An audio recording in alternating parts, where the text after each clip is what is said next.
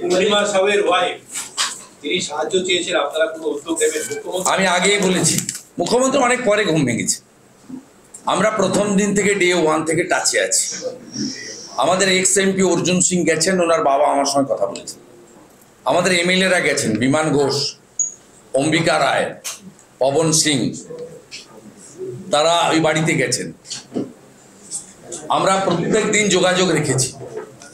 আজকে সকালেও DG BSF এর সঙ্গে আমার কথা হয়েছে এবং আমি ওটা কনভেও করে দিয়েছি আমাদের যুব নেতা হরি মিশ্রর মাধ্যমে, যে বিএসএফ অ্যাসিওর করেছে ডিজি আমাকে যে অ্যাজ আর্লি অ্যাজ পসিবল তাকে ফিরিয়ে আনা হবে এবং ওনারা সম্পর্কে আছেন, উনি সুস্থ আছেন, ওনার কোনো শারীরিক সমস্যা নেই।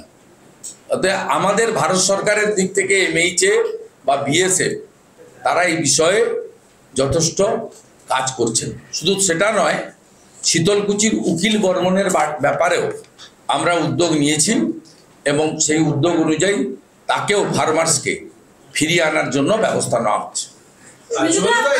বাংলাদেশে এই মুহূর্তে যে পরিস্থিতি তৈরি হয়েছে, ওপেন আইসিস এর পতাকা দেখা যাচ্ছে, জঙ্গিরা কার্যকলাপ শুরু করেছেন, ওখানকার হিন্দুরা আনসেফ ছিল, কিন্তু ওয়েস্ট বেঙ্গলের জন্য আবার এই ধরনের অ্যাক্টিভিটিস কতটা অ্যালার্মিং এবং স্টেট গভর্নমেন্ট আদৌ কি সচেতন হবে? কারণ অনুপ্রবেশ করেই চলেছে এবং তারা আটকাচ্ছে না। এই উত্তর তো স্টেট গভর্নমেন্ট দিতে পারবে। ডে 1 থেকে আমি বলেছি জমি দিচ্ছে না, উনি বিএসএফ কে লাগাতার আক্রমণ করছেন। আর 11 তারিখে উনার ডিএ মুর্শিদাবাদ হাত পা ধরে 300 বিএসএফ জওয়ানকে নিয়ে এসে বেঁচেছেন, নইলে তো পুলিশের অনেকের কি গতি হতো আমি জানি না। এমনিতেই 35 জন আহত হয়েছে, বেশ কয়েকজন সিনিয়র পুলিশ অফিসারের যে কি পরিণতি হতো বিএসএফ না থাকলে ভাবা যায় না। আপনারা যারা আপনাদের এই চ্যানেলগুলোর বা মিডিয়া পোর্টাল সবাই গেছেন, একটা কথাই লোক বলছে যে আমাদের ট্রাস্ট নেই রাজ্য পুলিশের উপরে, মুখ্যমন্ত্রীর উপরে। আমরা এখানে বিএসএফ এর ক্যাম্প চাই, সেন্ট্রাল ফোর্স। 15 তারিখে কোর্টে ডেট আছে। আমি অ্যাপ্লিকেন্ট, আমার লয়ার বলবে যে যতক্ষণ না ওখানে কমপ্লিট আপনার পিস ফিরে না আসে ততক্ষণ ওখানে সেন্ট্রাল ফোর্সকে ডিপ্লয়মেন্ট কন্টিনিউ করা হোক। আমরা আবেদন করব, কোর্ট বিবেচনা করবেন এবং এনআইএ নিয়েও আমরা আবেদন করব। আবেদন আমাদের করা আছে, সেন্ট্রাল গভর্নমেন্ট নিশ্চিত তার কনসেন্ট চেয়েছে কোর্ট। তার সেন্ট্রাল গভর্নমেন্ট কি করবে তো আমি বলতে পারবো না, তার লয়ার ওখানে যিনি আছেন এএসজি বা তার প্রতিনিধি ভারত সরকারের বলবেন এবং এনআইএ ইনভেস্টিগেশন এবং এই মামলাও এনআইএ নিয়ে নিক। কত বড় ফ্রড করেছে, এটা একটা রেডিমেড আর্টিফিশিয়াল মামলা,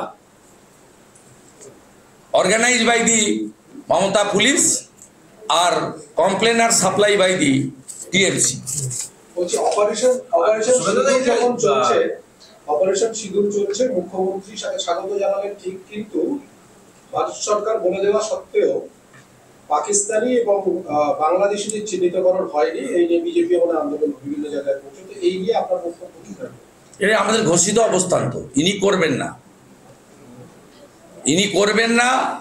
উল্টে বারাসাতের ইয়ারও 21 জন হিন্দুকে নোটিশ করেছে যে তুমি 71-এর আগে দলিল নিয়েছো।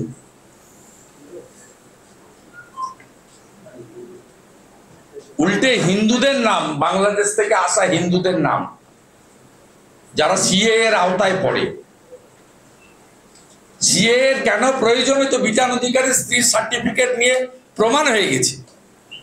যে মুখ্যমন্ত্রী বারে বারে রানাঘাট, চাকদা, বনগাঁ, ঠাকুরনগরে গিয়ে বলতেন কি সিএ, সবাই নাগরিক।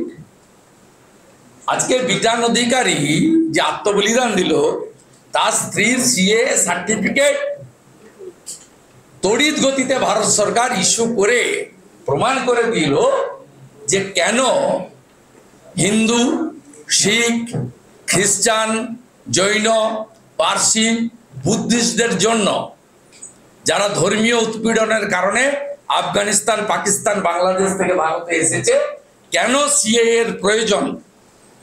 আজকে বিধান অধিকারী স্ত্রীকে পার্মানেন্ট সিএ নাগরিকত্বের সার্টিফিকেট দিয়ে এর প্রয়োজনীয়তা প্রমাণ করে দিয়েছে। মুখ্যমন্ত্রী ক্ষমা চাইবেন তো? ঠাকুরনগরে, বনগাঁতে, বারাসাতে, হাবড়াতে, রানাঘাটে, কৃষ্ণনগরে, চাকদাতে গিয়ে ক্ষমা চাইবেন তো? শুভেন্দুদা, এই যে সংঘর্ষ